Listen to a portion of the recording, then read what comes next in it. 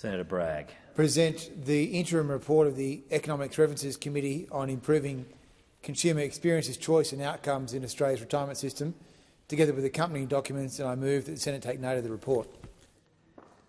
I put the question. Those the question say aye. Are you going to speak to the? All right. Well, you have the call. Thank you, Deputy President. Well, this has been a very interesting week here in the Senate.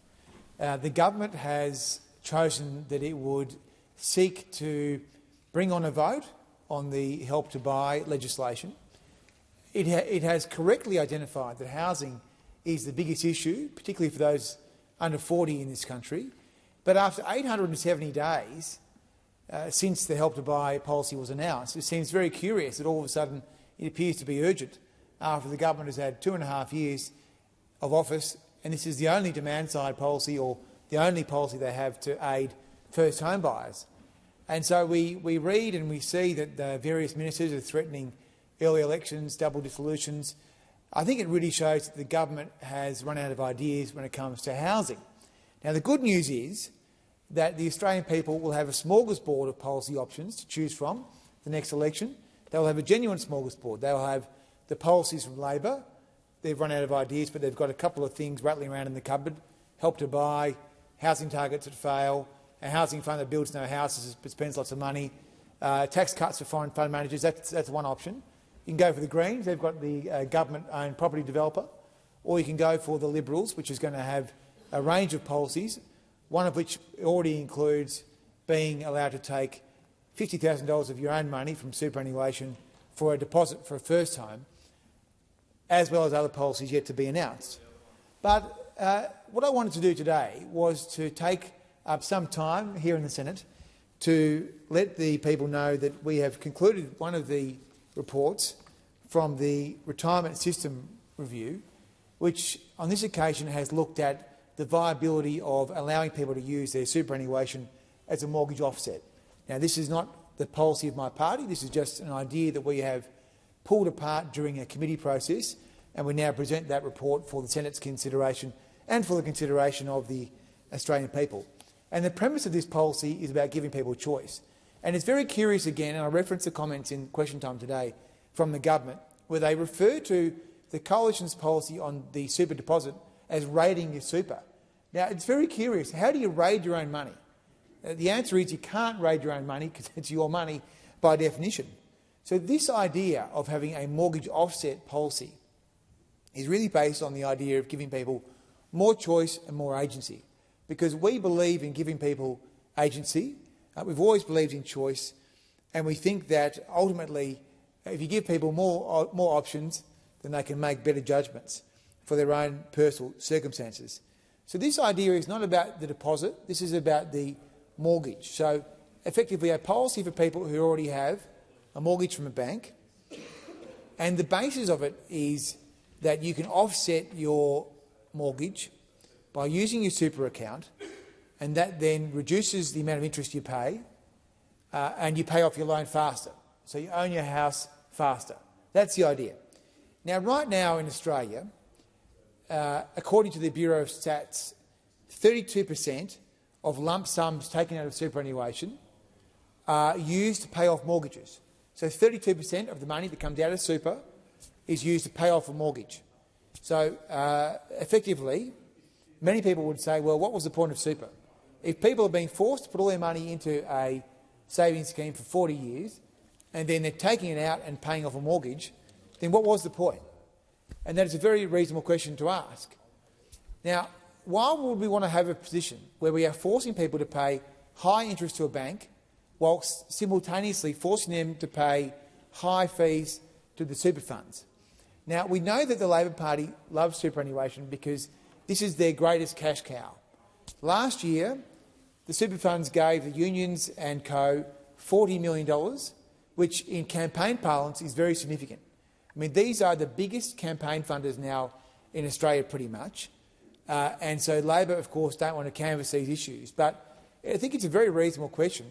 Why would we be forcing people to pay high interest costs to a bank but also high fees to a super fund if they wanted to offset those factors? So the Real Estate Institute did some interesting modelling for this purpose, and they said that they found that for a first home buyer couple aged 36 with a mortgage balance of $520,000 at 8% interest, who were able to offset their mortgage with $170,000 of combined super, they could see their monthly repayment reduced from $5,000 to $3,300. So that's a significant change. Now, it wouldn't change their overall repayment, but it would significantly reduce their interest costs, and therefore you pay off more principal, and therefore you pay off the loan much faster.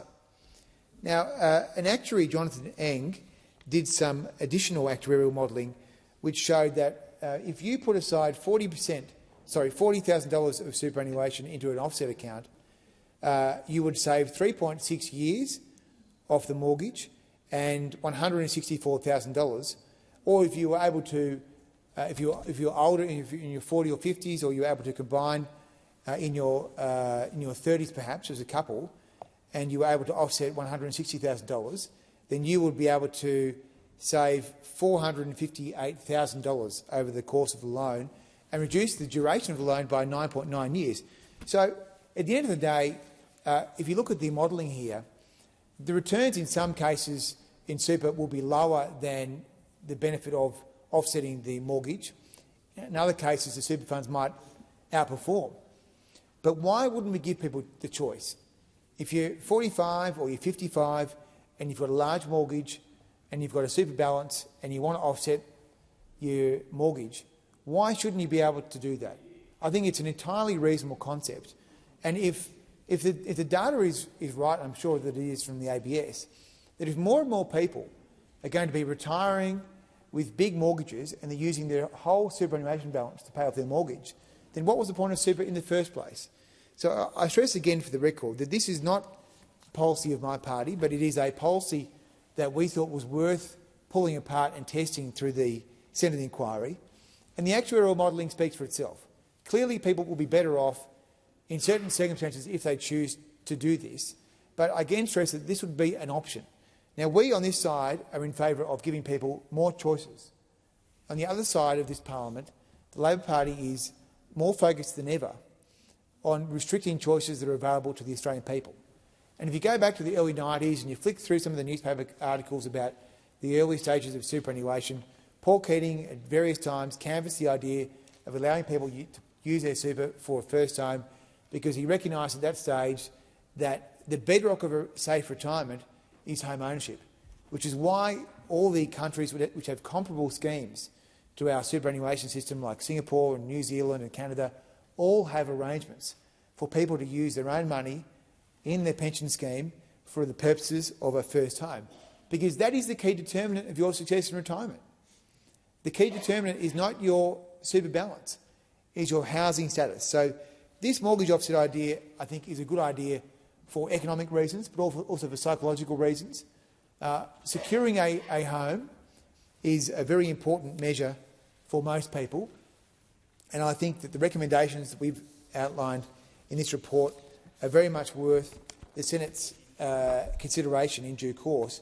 I wanted to just touch, before I close, on some of the key recommendations that we made in relation to the design of this product, because I think it is important that we consider that it wouldn't be a free-for-all.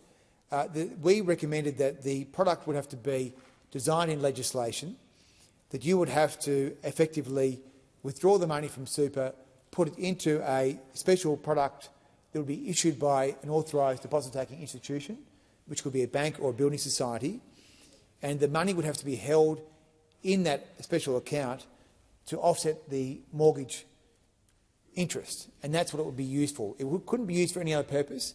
It couldn't be used for any other purpose by the individual. It could only be used by the institution to offset the mortgage, and after the mortgage was offset, the money could be returned to the superannuation fund. So, long story short, we think that giving people more choices is a good idea. We already have a policy which would allow people to use super for a deposit, because that recognises that that's people's own money. This is another idea that would allow people to use their own money to achieve their own financial goals faster, recognising that the data is trending in a very troubling direction. That if 32% of people today, or 30% of the money, I should say, that's coming out of super in lump sums is being used to pay off mortgages, then that raises the spectre of what was the point of super.